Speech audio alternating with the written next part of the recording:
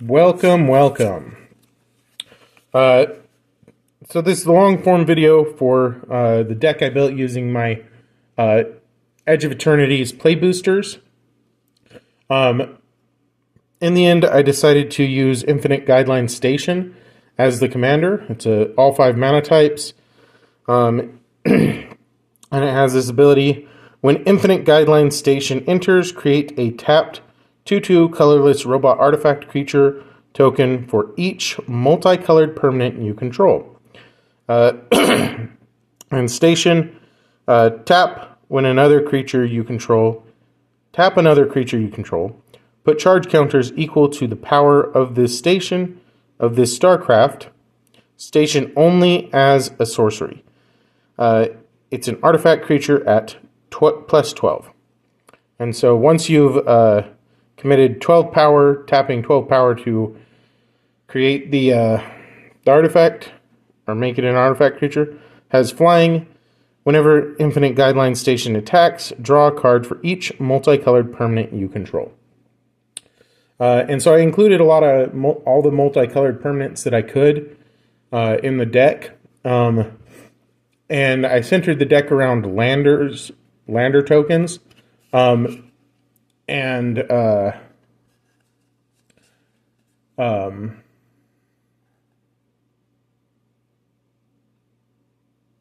And I just totally blanked on the other part. I'm sure I'll remember it as I go through this. But that's what I decided to use as my commander. I am really uncertain about how well this deck will actually play. I'm curious to find out. I haven't yet put it into Archideck to see how it's rated. I expect it'll probably fall in the same category as the other ones I made. But I included almost all of the rares I drew in this deck. It was really hard to build it out. After going through things, I had like 180 cards I wanted to include from my draws, and so it took me a while to cut it down to 100 because of just how many cards are in it and how much I enjoyed a lot of the cards that I read through in looking at Edge of Eternities. I'm not really certain that I built the best deck that I could. I might have to retool it if this deck is not very playable, but I put 40 lands in it, and 30 of them are dual lands or other multicolored lands, or just they have more to them than just being a basic land. So there's only 10 basic lands in this deck, and so I am curious to see how it plays.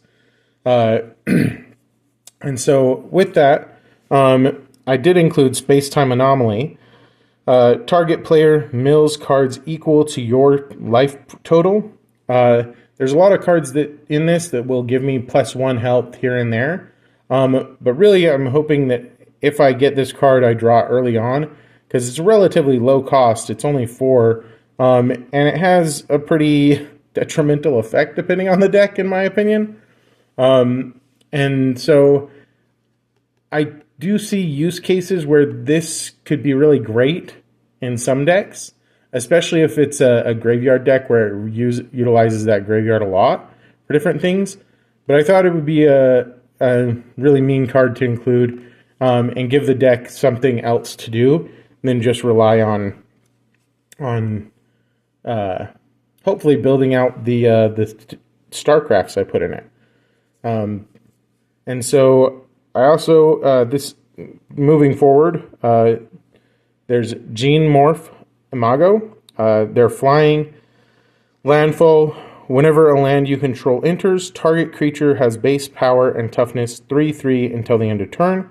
If you control 6 or more lands, that creature has base power and toughness 6/6 until the end of turn.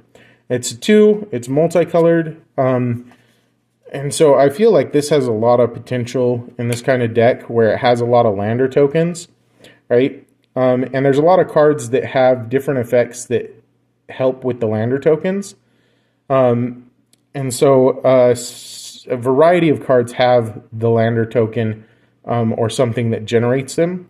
And so this is Biotech Specialist. When this card enters, create a lander token.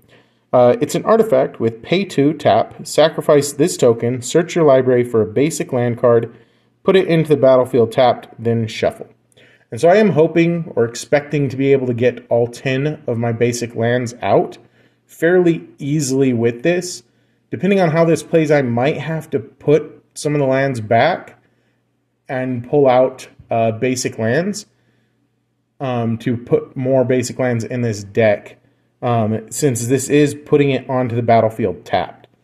But I'm just not certain how many of these I'll get. But just having 10 basic lands, I feel like that has a lot of potential to be able to help get all of them out. Since there's enough cards in there, I feel like that will trigger enough times. Pinnacle Emissary. Excuse me. Pinnacle Emissary. Whenever you cast an artifact spell, create a 1/1 colorless drone artifact creature token with flying. This token can block only creatures with flying. And then it has Warp. You may cast this card from your hand for its Warp cost. Exile this creature at the beginning of the next step. Then you may cast it from exile, but on a later turn. And so that Warp ability, I included it on some big cards, or I included some big cards with the Warp ability, because that's relatively cheap to get it out early on. And my intention is that most of the time I'll probably end up tapping it to just activate my station if I have it out. There are some other cards that rely on the Warp ability as well, and so I am curious to see if this deck works. Like I said, it'll be an interesting deck to play. I included Pain for All. Enchant creature you control. When this aura enters, an enchanted creature deals damage equal to its power to any other target. Whenever enchanted creature is dealt damage, it deals that much damage to each opponent. And so I see a lot of potential for that. Weft Walking. When this enchantment enters, if you cast it, shuffle your hand and graveyard into your library, then draw 7 cards. The first spell each player casts during each of their turns may be cast without paying its mana cost. And that costs 6 mana to get out, but there's a lot of mana usage in this deck, I feel like. So if I can draw this and get it out, I feel like there's a lot of potential for that ability, especially to be really positive for me. Because with this, there's some drawing in this deck that I hope triggers and works the way I intend it. Excuse me. Sorry. It's been a weird morning. But yeah, I'm hopeful to see if this can trigger and work the way I want it to. Moonlit Meditation. Enchant artifact or creature you control. The first time you would create 1 or more tokens each turn, you may instead create that many tokens that are copies of enchanted permanent. And so I'm hoping to put it on something like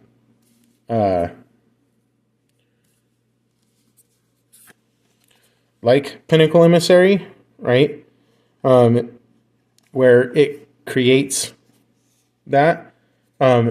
But instead of it getting 1/1, then instead it gets a 3/3 Pinnacle Emissary that creates more, right? So I see a lot of synergy with that kind of card, or getting it directly onto...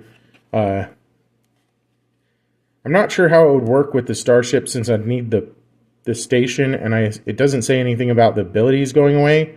So it'd probably be something more like this is what I'd be shooting for, rather than the station itself. But that feels really powerful, and it seems like a really good card. So I'm excited to play this deck because of the number of cards in it that have interesting effects, and I feel like have a lot of power. Consult the star charts. Kicker. It's a 1 and 1 blue. Plus kicker 1 and 1 blue. look at the top X cards of your library, where X is the number of lands you control. Put one of those cards into your hand. If this spell was kicked, put two of those cards into your hand instead. Put the rest on the bottom of your library in a random order. Devastating Onslaught. Create X tokens that are copies of target artifact or creature you control. Those tokens gain haste until the end of turn. Sacrifice them at the beginning of the next end step. Right? And so cards like that, that's potentially a lot of mana to have this be really effective, right? And so just in general, a lot of the sorceries, instants, and even some of the other cards in it are pretty high cost. And so I am really uncertain about how well this will play. Mutinous Massacre. Choose odd or even. Destroy each creature with mana value of the chosen quality. Then gain control of all creatures until end of turn. Untap them. They gain haste until end of turn. I love how it says even is 0 is even. And so Requiem Monolith. Tap. Until end of turn, target creature gains whenever this creature is dealt damage. You may draw a card. Draw that many cards. And lose that much life. That creature's controller may have this artifact deal 1 damage to it. Activate only as a sorcery. And so I've included that because I feel like there's the potential to draw quite a bit with that. Dydrine Synthesis Amalgam. Which also has that X cost. Trample. Dydrine enters with a number of +1/+1 counters on it, equal to the amount of mana spent to cast it. Whenever you attack, you may remove a +1/+1 counter from each of 2 creatures you control. If you do, draw a card. Create a 2/2 colorless robot artifact creature token. The Eternity Elevator. It's 5 cost, but it's tap to add 3 mana, which I think is pretty great.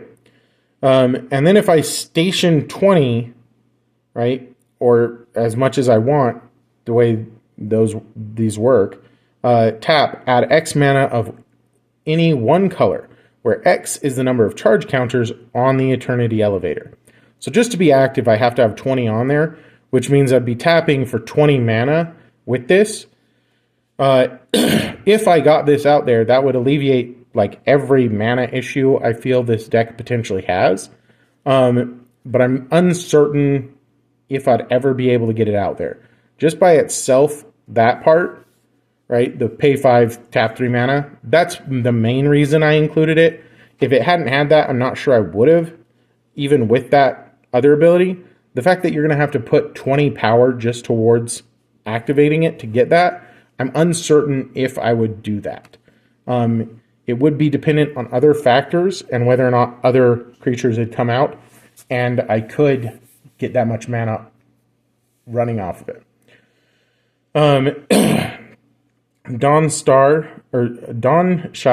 Sunstar Dreadnought, which it doesn't do anything until it's 5 cost, but I have to station 20 power first.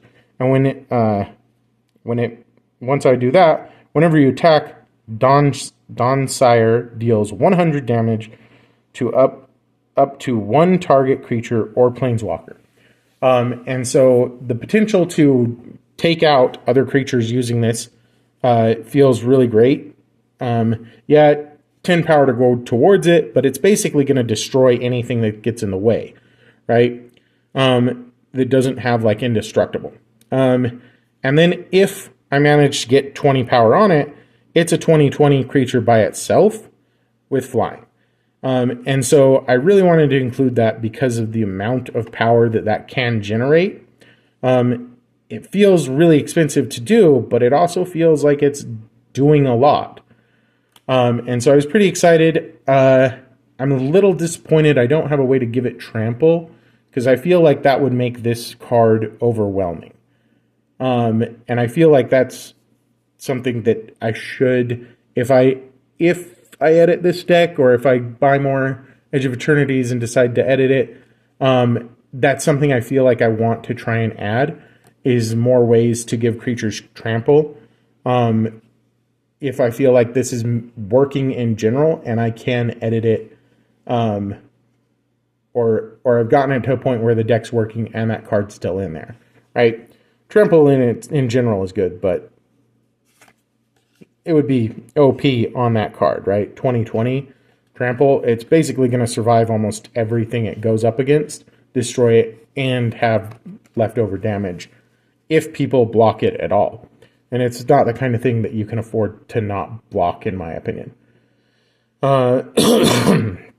And then there's Nova Hellkite, flying haste, and it's 5 cost for a 4/5, but it has that warp, right? So I can bring it out early on and spend that 4 somewhere on, like, bringing out my Infinite Guideline Station or something else to trigger abilities if need be. But then if it's on, once it's on the field, it has, whenever this creature enters, it deals 1 damage to target creature an opponent controls. Or, yeah. For some reason I was thinking that was a different card.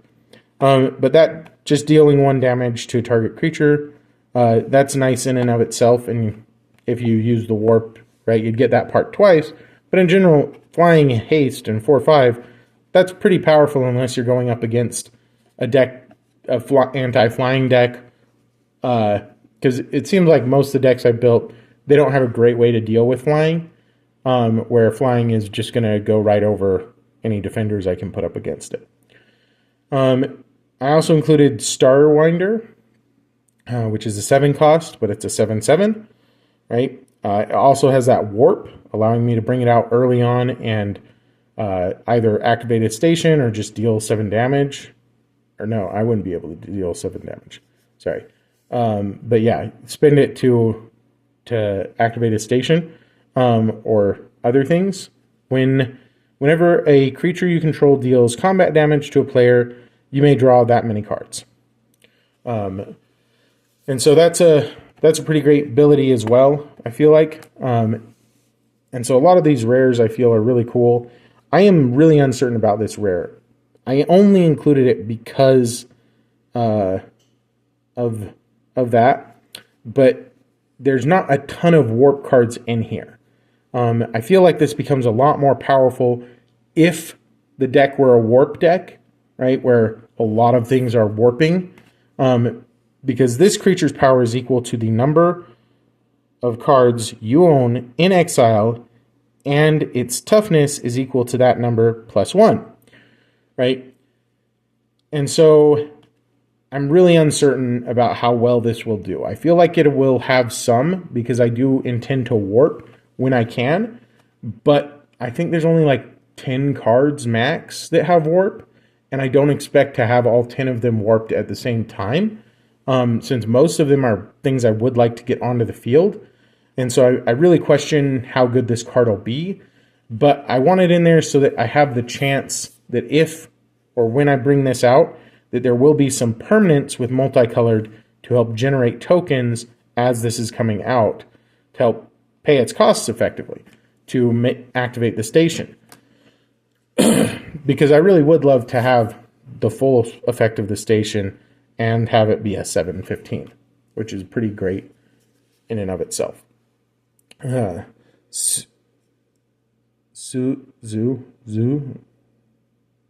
really uncertain about that. Ifrit, Astereoharmist. I'm very uncertain how to say that. At any rate, it's a 3 cost and 2/3, but tap, return target creature card from your graveyard to the battlefield. It's a skeleton in addition to its other types and has no abilities. Activate only as a sorcery. And so this I would want to activate in the event that something like this, I've spent the warp and it's gotten out and then it's died. Then I could bring it back as just a 7/7, right? And there's several cards in here that are pretty high power, I feel like, where I feel like this ability would be really great to do. Even though the card loses its abilities, in general, it's just they have power. And this deck with the space stations in it, right? Even though there's only a few, I really would love to see those space stations activate. Mimnon, the right hand. Flying. You may look at the top card of your library at any time. You may cast artifact spells from the top of your library. From the top of your library. Artifacts you control have tap, add add blue mana. Spend this mana only to cast a spell from anywhere other than your hand. It's 5 costs, but it's a 3/4. That look at the top card is great. I'm really uncertain about that because I'm not sure. Like because there's so few cards that will be in exile, like that will be helpful when I'm trying to bring something from exile into play. But otherwise, I'm unsure how well that will help.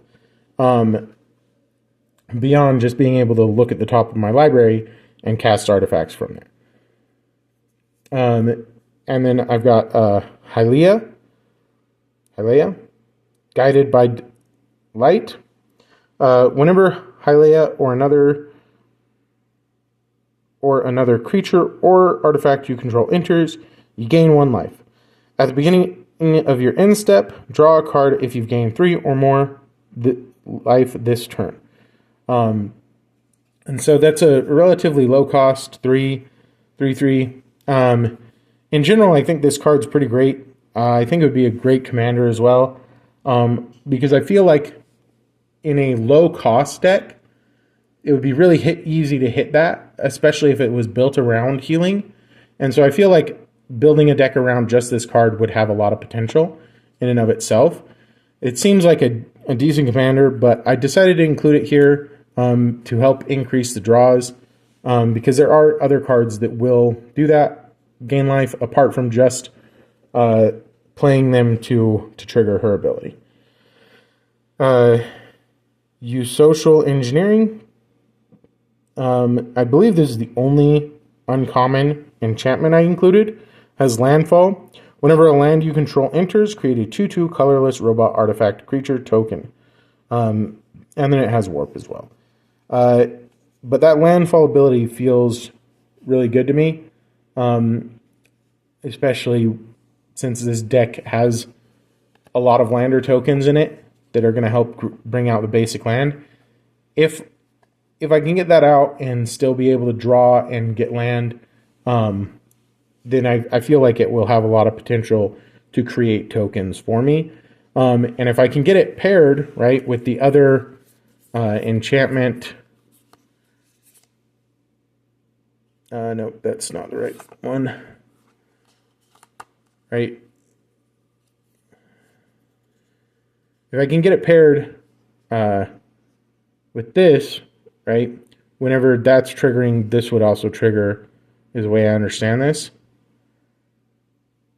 And so having Moonlight Meditation and that together just helps generate more tokens, and I'm hoping to get them together, was my idea behind including it. Interceptor Mechan. Flying, when this creature enters, return target artifact or creature card from your graveyard to your hand. Void at the beginning of your end step if a non-land permanent left the battlefield this turn, or a spell was warped this turn, put a 1/1 counter on this creature. And so it's that return feature that I'm really hoping to be able to pull off with that. Apart from that, if I can keep it on the battlefield or have it out there, it's just another one of the multicolored that will trigger my commander's ability. And so there's a few reasons I included that one. It's a little higher cost than I would like, but for what it has the potential to do, I feel like it's well worth it. Station Monitor. Whenever you cast your second spell each turn, create a 1/1 colorless drone artifact creature token with flying, and this token can block only creatures with flying. Again, it's 2 costs, 2/2. It has a nice ability, but it's also that multicolor. Biomechan Engineer, right? Another multicolored, and 2/2. It creates a lander token when it comes out. And then it has this other pay 8, draw 2 cards, and create 2/2 colorless robot artifact creature tokens, right? And so that has a draw. It's expensive, but it feels like most draws are fairly expensive. Siege Ship Blood Tender. I guess unless it's a triggered ability from a card, right? Then it usually just the cost to draw a card seems relatively expensive in most cases. Anyways, Siege Ship Brood Tender. When this creature enters, mill 3 cards, pay 3, 1 black and 1 green. Sacrifice this creature, return target creature or spacecraft card from your graveyard to the battlefield. And it's a 2/3. It's multicolored, and that return to the battlefield helps me feel better about the potential risk of losing some of the spaceships, spacecraft that are in this deck. There aren't many, but all of the ones that are, I feel like, are really good. Sammy, Ship's Engineer. At the beginning of your end step, if you control 2 or more tapped creatures, create a tapped 2/2 colorless robot artifact creature token. Again, I included it because it's multicolored. It's a 2/4. That's a nice ability. And if I'm creating enough tokens, I'm sure it will trigger pretty regularly. And if I can have the other enchantments that I want, like anytime tokens are created, it could be really great. But I'm not sure how well that will play. And with other decks, I'm very uncertain about this. Sir Vondam the Lucent. He is a 5 cost, 2 of any, 1 white and 2 black, but a 4/4 Death Touch Lifelink. Whenever Sir Vondam enters or attacks, other creatures you control get +1/+0 and gain Death Touch until the end of turn. With that Death Touch ability, that feels really powerful to me. And the fact that it's spreading to other creatures, I really like that card in general and feel it has a lot of potential in most decks. Hylia Ascendant Cadet. Whenever Hylia enters or attacks, put a 1/1 counter on target creature you control. Whenever 1 or more creatures you control with +1/+1 counters on them deal combat damage to a player, draw a card. And so there are several cards that will create counters apart from this one. And so I feel like this will help draw cards. But it's also that multicolored, which is part of the reason it's here.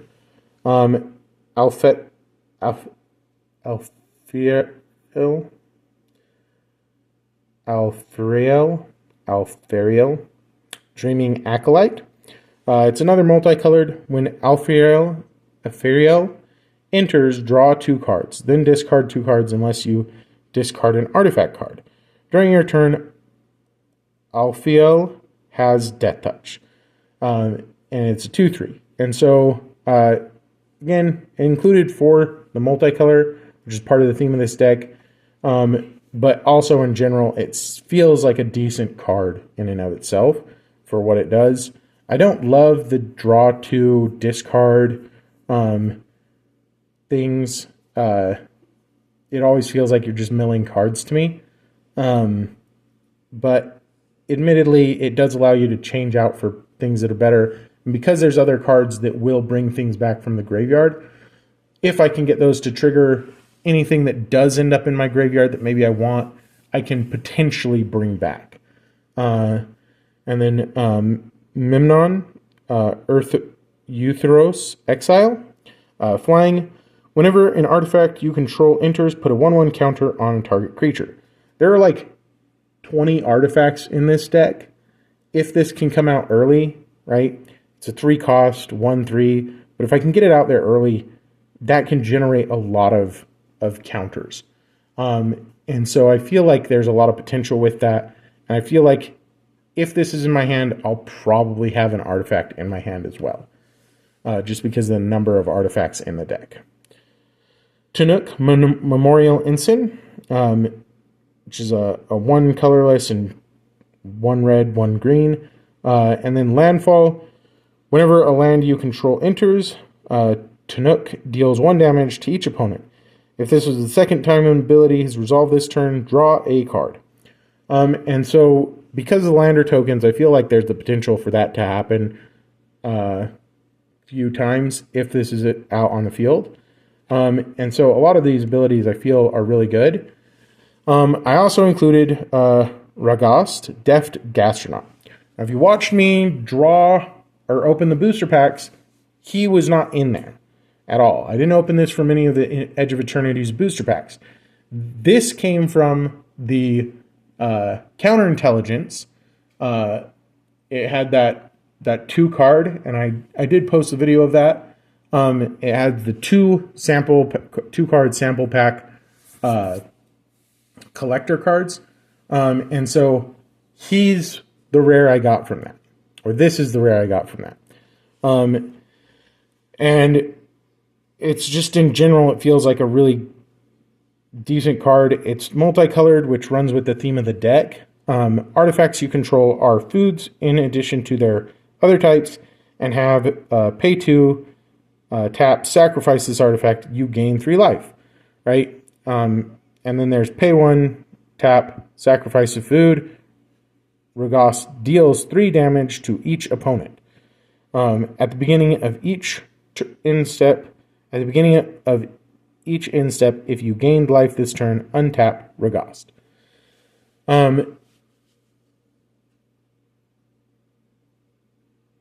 And so I feel like that's a really great card. If this generates mana the way that I expect it will, there's a lot of potential for this card in the deck if it comes out. Also, it's a really neat looking card. And since this deck is about featuring and doing Edge of Eternities, I really wanted to include him in it. I got that full art version, and so I really wanted to be able to showcase it with the other Edge of Eternities cards.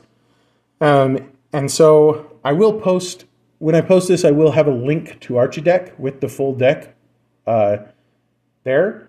And so if you want to look through it, I didn't highlight all of the uncommons, and I included 40 lands and then a bunch of uncommons and commons to round it out, most of which have lander effects or create tokens. And so I am really excited to try this deck out, but I'm very uncertain how well it will actually play. I am hopeful, but I'm very unsure. But if you've enjoyed the video, please like, subscribe, comment. I'd love to hear any feedback. I've been enjoying Magic the Gathering a lot. When I was growing up, I was not allowed to do trading cards, to buy, sell them, play with them. And so being able to do it now, even though it's really late compared to most people I know, I've really enjoyed a lot of this. And learning more about Magic and the universe, I find it really interesting. I think it's really fun. And I'm really glad that they did the Final Fantasy, which got me into it. Because otherwise I'm not sure that I really would have gotten into Magic at any point. I've played other trading card games since becoming an adult, here and there. But this one, it feels like it has a lot more staying power. And and it's making me want to go spend more time at local shops, buy things from them, support them, and play with people there. I have a lot of social anxiety, so I'm not sure how often I'll get out to local places. I have yet to actually stop and play with random strangers. But I also haven't had very many decks until now. And so I might try and meet more people because of this game. But I've really been enjoying just building the decks and opening up the booster packs. And so if I really enjoyed a lot of this. And if you do too, I'd love to hear some of your stories. And if there's channels you think I should be watching to learn more about it, improve what I'm doing, the decks I'm building, things like that, I am interested to learn. There's a bunch of places I have followed and trying to look at, but I'm still very new to all of this. And so thank you for joining me if you've stayed till the end. I hope you have a lovely day.